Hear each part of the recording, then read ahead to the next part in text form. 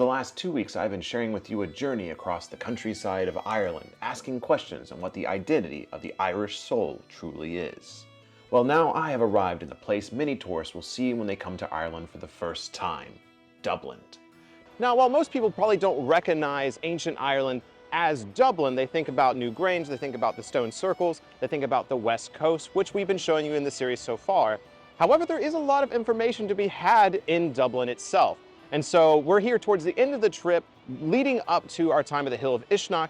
Today we'll be talking about the history of Dublin's earliest days and taking you with us on a trip to the National Museum to see what secrets lie inside. And if you stick around to the end of the video, you may even get a glimpse at one of the rarest solar events in Ireland in over 50 years. With that, let's go ahead and continue our explorations of ancient Ireland here in Dublin.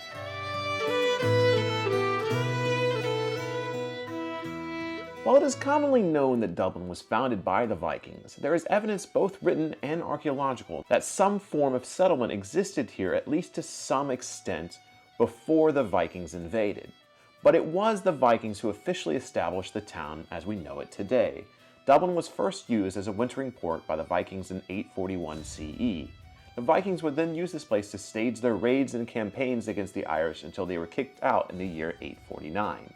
Only to return a year later with a large fleet to take back the city of Dublin. The city went through a mini series of rulers over the next 100 or so years of history. These Vikings were not only using this place as a place to wage war, but also as a port to build their ships and trade with the wider European countryside. Many graves have also been found around Dublin of the Vikings who were buried here according to their pagan customs, showing that the Viking Age beliefs made its way to Ireland as well. Dublin was a place of work, but also of trade, and a place of military control over Ireland. The Vikings would not quite make it to a century of rule, as they were officially removed as rulers in the year 902, ending the First Viking Age. But that's right, the First Viking Age, as there in Ireland there were two Viking Ages, the second one beginning in 914 as the Vikings returned with a massive force to wage war once again on the Irish. The Irish would suffer many great defeats to the Viking invaders. It would be until the year 976 that the Vikings would finally be defeated and removed from Ireland, leading to many years of peace. Until the descendants of the Vikings, the Normans, invaded only 100 years later. So this museum goes pretty quickly into the medieval, like the downstairs is mostly on Dublinia, the founding of Dublin by the Vikings, and then quickly into the Norman conquest with Strongbow. So the museum itself, I mean, I'm a little jaded at this point. I've seen a lot of the museums across Europe. This one's okay, but it's nice to see something talking about the history of Dublin and the fact that it was founded by Vikings. And it's very complicated history with lots of wars and battles, which hopefully I was telling you more about as this in the voiceover, because it's something that's really hard to transcribe in an in-person video. But I hope you've enjoyed this footage. The actual museum, it's been really nice. Not a lot of artifacts, mostly things like this, like recreation things. I really want to encourage you, if you're getting into paganism, spirituality, from the Norse perspective or the Irish perspective, it's so much more complicated. There's so many more layers. So just make sure you're really digging into it. The history is really fascinating. That's how I came into spirituality. That's how I came into paganism, is from my love of history. And the Scandinavian, Norse, Viking era, interacting with the Anglo-Celtic Isles. This is a really interesting point in history, and I think that's why so many people get interested in paganism. But it isn't just one thing. There's many layers, many stories, many kings, many battles, many heroes. And so it's just always fun to learn more about that. And now with Dublinia finished, Kevin and I worked our way through the crowded streets of Dublin to seek out some older history, and perhaps even some information on the mythology of Ireland itself, even though we don't know much about the mythos before the Christian scholars. All right, so having left Dublinia, Dublinia is cute, is the best way I would describe it, but again, the history is very interesting. What I'm hoping is the Archaeology Museum is going to have a lot more interesting artifacts itself. Hopefully by the name, but what I'm really hoping for going into this is stuff talking about the ancient Irish mythologies, things pertaining to that, but also things that are very similar to the Bronze Age that I've seen in other places across Europe. Things such as the bronze shields, bronze weapons, idols to gods, anything that would give us any kind of evidence to the practices of the Bronze Age. Because even though Ireland, we know a lot about its mythos, we don't know that much beyond a certain point, and it's the same for the Scandinavian.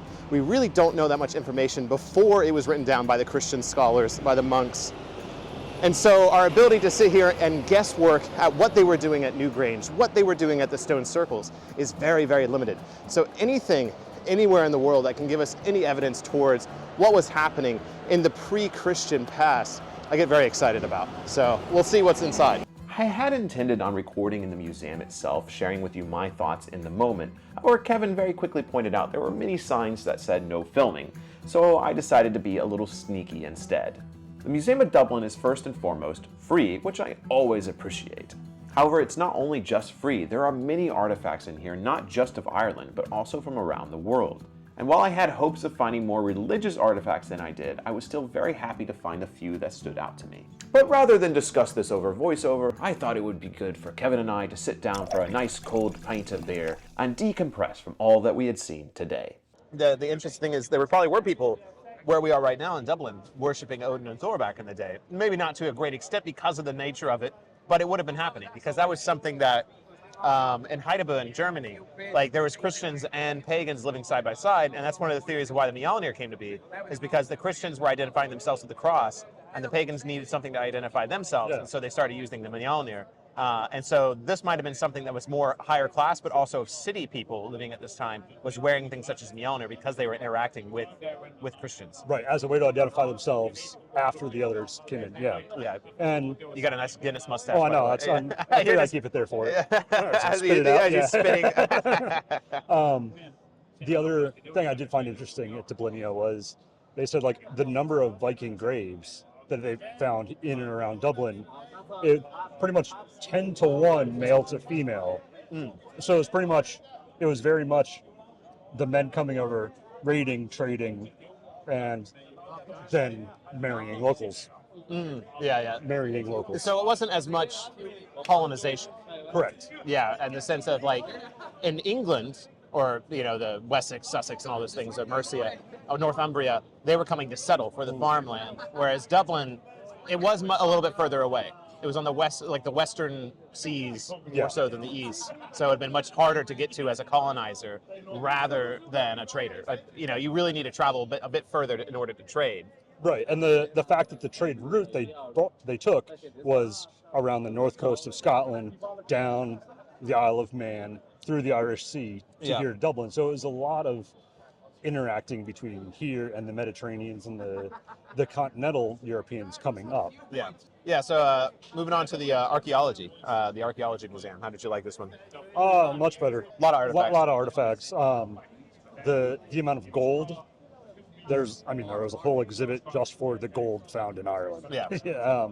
Some of them were really cool. You can see them, some of the things throughout different cultures, and that was good. And then there was a stone with 3 heads carved into it on 3 sides. Yeah. Well, I already put it on Instagram. I think that was the most important pagan artifact there to me. And the reason I think this is because faces during the pagan era were so rare. Most things during the Bronze Age into the Iron Age pagan eras were very ambiguous of what they were. Lots of abstract shapes and designs. And animals. Which we didn't see that much either. No, we didn't. So compared to like the Pictish, Pictish were designing animals over in Scotland, which is why again people say, oh, the Picts, oh, it's just Celtic. It's like it's still unique because here we are in the heart of the Celtic identity, and there are no artifacts representing animals. I didn't see one that represented an animal. No, I don't think so. No, not even into the Christian era. I didn't see any animals. I think there were some birds eventually, but I think for the most part it stayed to the geometric designs. Yeah, the lozenges and the swirls and everything. Yeah, some crescents. The other thing I found really interesting at the museum was the bog bodies. Was it criminals being buried? Was it sacrifices? Was it a way to honor the person? Right. Who knows? But like how preserved some of them are. You can see the hair. Yeah. They're like tinged, dyed red. Wouldn't it be quite? Because of the feet, but yeah, wouldn't it be quite interesting if they were the criminals? And so here we are looking at the criminals of the society, not the kings. Yeah. Yeah, that is really interesting. I mean, bog bodies in general, again, this is where we get into that Celtic terminology, is they've been found across Europe. Into Scandinavia, into Germany, pretty far, basically anywhere there's been a bog, people have been throwing bodies into it. Yeah. We don't know why. There's theories of why they've been doing it, whether it's human sacrifice, punishment, whether they went out collecting peat and just got stuck in the bog and sank. I remember reading one thing when it came to Scotland is the bog bodies. One of the theories is that it was a way to preserve people for the family. And so they would actually put a body in the bog, and then after about 18 months, it dried the body out, and then they would take the body out and put it in the family home. It was a way to like preserve the feeling and connection to the ancestor. And so you would just have bog bodies in the house. And so perhaps these bog bodies are the ones that like the family died off or something happened to the family and they just abandoned them because they didn't know where they lost them. Or it was Uncle Bill and they didn't really care. Yeah, they were like, fuck Uncle Bill, you know? Yeah, so that's the interesting thing about history is something, you know, me putting on my archaeology hat is even though archaeologists obviously know more, they're much more researched and have more education than I do. Learned. We don't know 100% the truth. No. Yeah, and there are multiple theories, and you're going to see it in every museum you go to. They have different theories, and archaeologists don't agree either. Right. I mean, like there's instances of the thrice killed man that was found in a bog, obviously a ritualistic sacrifice. Right. Stabbed, choked, and smashed over the head of the rock. Yeah. Like, I mean, that is definitely it. But the other ones, who knows? Yeah. Well, I think of like there was the totem in there, which I feel like wasn't given much prominence. Even though I'm sitting here like, this is really rare. Yeah. Like a wooden totem from before, like, you know, 1000 or 100 BC or whatever it was. I can't remember quite. But in Scotland, only one of these have been found. One. So why is this one not giving prominence? You know, the Barlhulish figure is one of the most important figures in the Scottish National Museum. And powerful to see. And very powerful to see. Yeah. And this one, the way it was limited and its ability to look at it and observe it was really weird. And the information, and this is something you were critiquing, the information was very limited. Yeah. It's like, what was this? Yeah, definitely have your phone handy and Google ready to go when you're visiting the museum. One thing I did find interesting is they had those little gold coins, and they called them like sun medallions. Oh, yeah. Yeah, and they said they always came in pairs, and it did have like the sun cross on. Oh, yeah, definitely had the solar cross in it, yeah. Yeah, that was really interesting. And like they even had like design, I don't think I got a picture of it, but it showed what they think people would look like with all this gold on it. And they even had like the gold gauges. And it looked very African tribal. Yeah. You know, is this the artist imposing that culture into this? Don't know, but they definitely had tons of different they said some of the smaller ones were like through the septum and the nose. Yeah, through the nose. Lots of little earrings. Yeah. If you're making a spiritual trip through Ireland, stop in Dublin for a couple days first.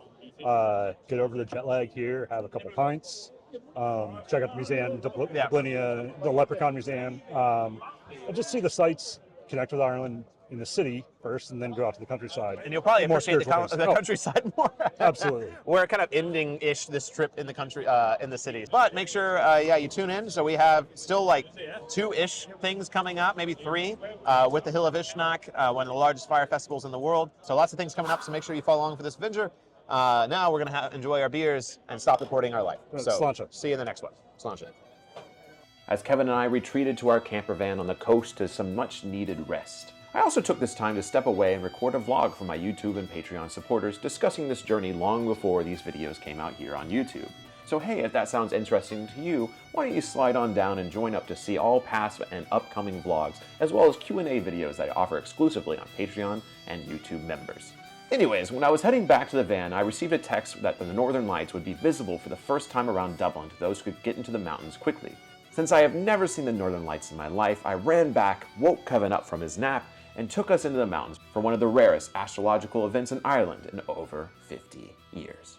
Here we are, the night before Ishnak, the night before the celebration of Bealtaine. I'm pretty sure I'm going to get to see the Northern Lights. I don't know how well I'm going to be able to get them on footage, but I will try my best. We found a pretty amazing spot to do it.